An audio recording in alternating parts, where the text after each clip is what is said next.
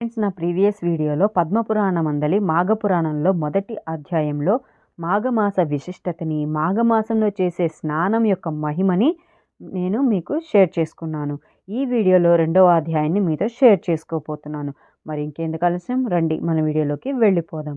వీడియోలోకి వెళ్ళే ముందు ఒక చిన్న రిక్వెస్ట్ ఫ్రెండ్స్, నా వీడియోని పూర్తిగా చూడడం, లైక్ చేయడం, షేర్ చేయడం, మీ ఒపీనియన్ నా కామెంట్ రూపంలో తెలియచేయడం మర్చిపోకండి. మీరు లైక్ చేయడం, షేర్ చేయడం, కామెంట్ చేయడం వల్ల నా వీడియో మరికొంతమందికి రీచ్ అయ్యే అవకాశం ఉంటుంది. ప్లస్ నాకు కూడా ఎంకరేజ్మెంట్గా ఉంటుంది. పద్మపురాణమందలి మాఘపురాణంలో రెండవ అధ్యాయం ప్రారంభ. వశిష్ఠుల వారు మార్కండేయ వృత్తాంతమును, శివలింగాకార వృత్తాంతమును వివరించిన తరువాత ఇంకనూ వినవలనని కుతూహలపడి దిలీపుడు మరలా ఇట్లు ప్రశ్నించెను. మహాముని, ఈ మాఘమాస మహత్యమును ఇంకనూ వినవలనని కోరిక ఉదయించుచున్నది కాన సెలవీయుండు అని ప్రార్థించగా వశిష్ఠుడు ఇలా చెప్పసాగెను. మున్ను పార్వతీదేవికి శివుడును, నారదునికి బ్రహ్మయును మాఘమాస మహత్యమును గురించి చెప్పియున్నారు. కాన శివుడు పార్వతికి చెప్పిన విధమును వివరించదను వినుము.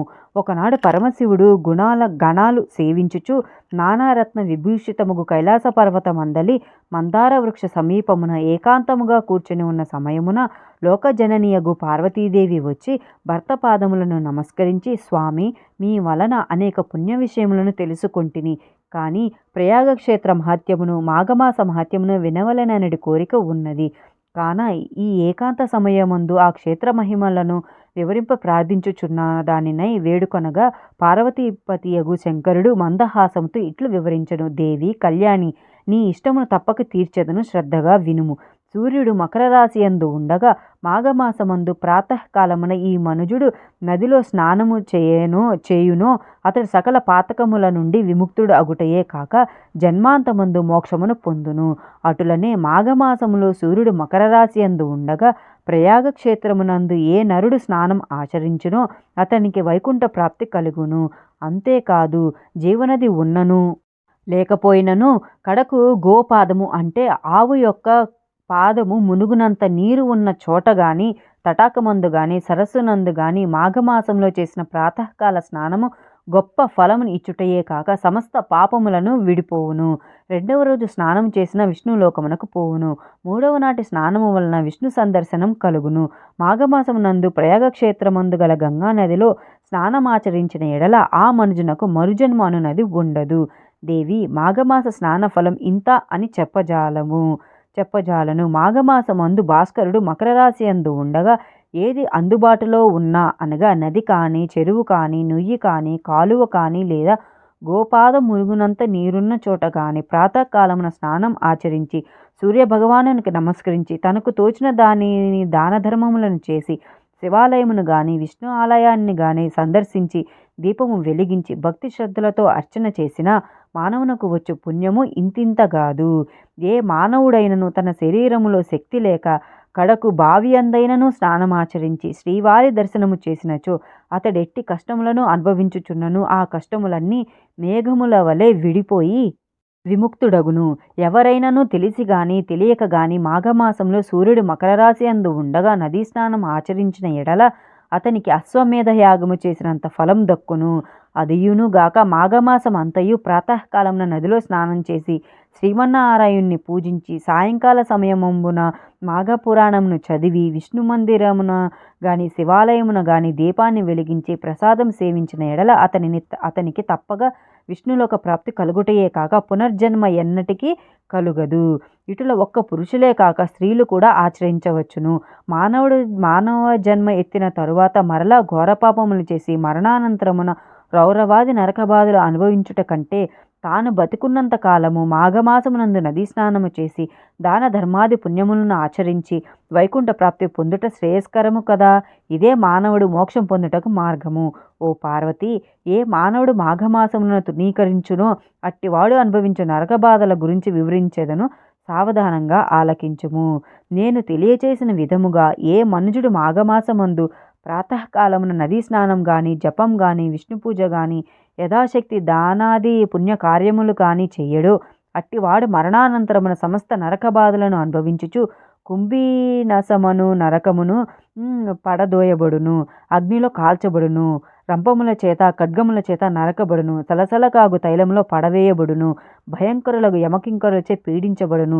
ఏ స్త్రీ వేకువజామున లేచి కాలకృత్యములను తీర్చుకొని నదికి పోయి స్నానము చేసి సూర్య నమస్కారమును విష్ణు పూజను చేసి తన భర్త పాదములకు నమస్కరించి అత్తమామల సేవలు చేయును, అట్టి ఉత్తమ స్త్రీ 5వ తనముతో వర్ధిల్లి ఇహమందు పరమందు సర్వ సౌఖ్యములను అనుభవించును.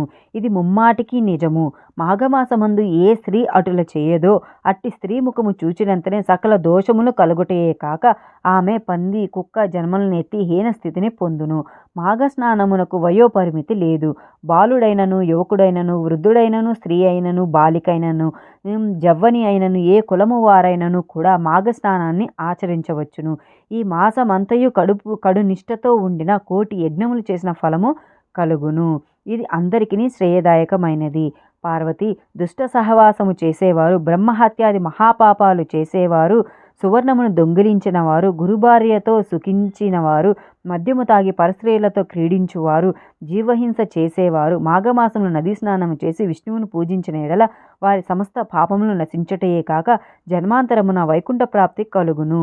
మరియు కులభ్రష్టుడైన వాడును, కించిత్ మాత్రమైన దాన ధర్మములు చేయని వాడును, ఇతరులను వంచి వారి వద్ద ధనమును హరించినవాడు, అసత్యమాడి ప్రొద్దుగడుపువాడు, మిత్రద్రోహియు, హత్యలు చేయువాడు, బ్రాహ్మణులను హింసించువాడు, సదా వ్యభిచార గృహములో తిరిగి తాళిగట్టిన ఇల్లాలిని బిడ్డలను వేధించినవాడు, రాజద్రోహి, గురుద్రోహి, దైవభక్తి లేనివాడును, దైవభక్తులను ఎగతాళి చేయవాడును, గర్వము కలవాడై తానే గొప్పవాడని అహంభావంతో దైవ కార్యములను ధర్మ కార్యములను చెడగొట్టుచు దంపతులకు విభేదములను కల్పించి సంసారములు విడదీయువాడును, ఇండ్లను తగలబెట్టువాడును, చెడు పనులు ప్రేరేపించువాడును, ఈ విధమైన పాపకార్యములు చేయువారులు సైతము ఎట్టి ప్రాయశ్చిత్తములు జరుపకనే మాఘమాసముందు స్నానము చేసినంత మాత్రముననే పవిత్రులగుదురు. దేవి, ఇంకనూ దీని మహత్యం వివరించదను వినుము.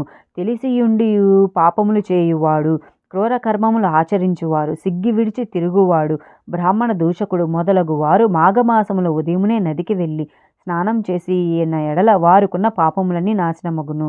మాఘమాస స్నానమును ప్రాతకాలమునే చేయవలయును. అలాగున చేసినచో సత్ఫలితం కలుగును. ఏ మానవుడు భక్తి శ్రద్ధలతో మాఘమాసమును మొదటి నుండి ఆఖరి పర్యంతం స్నానములు చేసేదనని సంకల్పించుకును అటువంటి మానవునికున్న పాపములు తొలగిపోయి ఎటువంటి దోషములు లేక పరిశుద్ధుడగును. అతడు పరమ పదము చేరుటకు అర్హుడగును. సాంభవి, 12 మాసములలోనూ మాఘమాసం మిక్కిలి ప్రశస్తమైనది. సకల దేవతలలో శ్రీమన్నారాయణుడు ముఖ్యుడు. అన్ని శాస్త్రముల్లో వేదము ప్రధానమైనది. అన్ని జాతులలో బ్రాహ్మణుడు అధికుడు. అన్ని పర్వతముల్లో మేరు పర్వతం గొప్పది. అటులనే అన్ని మాసముల్లో మాఘమాసం శ్రేష్టమైనది అగుటచే ఆ మాసమంతా ఆచరించడి ఏ స్వల్ప కార్యమైనను గొప్ప ఫలితాన్ని కలగజేయును. చలిగా ఉన్నదని స్నానము చేయని మనుష్యుడు తనకు లభించబో పుణ్యఫలమును కాలితో తన్నినట్లు అగును. వృద్ధులు, జబ్బుగా ఉన్నవారు చలిలో చన్నీళ్లలో స్నానం చేయలేరు కాబట్టి అట్టి వారికి ఎండుకట్టెలు తెచ్చి అగ్నిని చేసి వారిని చలికాగనిచ్చి తర్వాత స్నానము చేయించిన ఎడల ఆ స్నాన ఫలం పొందగలరు. చలికాగిన వారు స్నానము చేసి శ్రీవారిని దర్శించిన పిదప అగ్నిదేవునికి సూర్యభగవానికి నమస్కరించి నైవేద్యం పెట్టవలను. మాఘమాసంలో శుచి అయిన ఒక బీద బ్రాహ్మణునికి వస్త్రదానం చేసిన ఎడల శుభ ఫలితం కలుగును. ఈ విధంగా ఆచరించడి వారిని చూచి ఏ మనుజుడైనను అపహాస్యం చేసినా లేక అడ్డు తగిలిన మహాపాపమును సంప్రాప్తించును. మాఘమాసమును ప్రారంభము కాగానే వృద్ధులకు తండ్రిని, తల్లిని, భార్యను లేక కుటుంబ సభ్యులు అందరినీ మాఘమాస స్నానం ఆచరించినట్లు చేసే మానవుడు అతనికి మాఘమాస ఫలితం తప్పక కలుగును. ఆ విధముగానే బ్రాహ్మణునికి గాని, వైశ్యునికి గాని, క్షత్రియునికి గాని, శూద్రునికి గాని మాఘ స్నానమును చేయుమని చెప్పిన ఎడల వారు పుణ్యలోకమును పోవుటకు ఏ అడ్డంకులను ఉండవు. మాఘమాస స్నానములు చేసిన వారిని గాని, చేయలేని వారిని కాని, ప్రోత్సహించు వారలను కాని చూచి ఆక్షేపించి పరిహాసములాడు వారికి ఘోర నరక బాధలు కలుగుటయే కాక ఆయుక్షీణము, వంశక్షీణము కలిగి దరిద్రులగుదురు.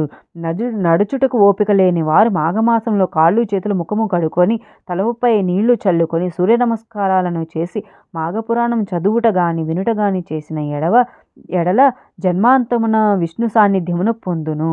పాపము, దరిద్రము నశింపవలయునన్న మాఘస్నానము కన్నా మాఘమాస స్నానము కన్నా మరొక పుణ్యకార్యం ఏదియూ లేదు.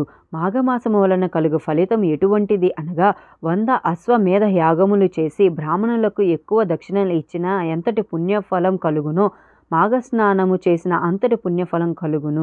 బ్రాహ్మణ హత్య పితృ హత్యాది మహాపాతకములు చేసిన మనుజుడైనను మాఘమాసం అంతయును కడు నిష్ఠతో ఉన్న ఎడల రౌరవాది నరకముల నుండి విముక్తుడగును. కనుక ఓ పార్వతి, మాఘమాస స్నానము వలన ఎట్టి ఫలితములు కలుగునో వివరించి తిని కాన నే చెప్పిన రీతిని ఆచరించుట అందరికీ శుభప్రదము. ఈ విధంగా పరమేశ్వరుడు పార్వతీమాతకు మాఘస్నాన మహిమను వివరించెను. మీరందరూ కూడా మాఘస్నానాన్ని ఆచరించి విష్ణు కృపకు పాత్రలు కాగలరు.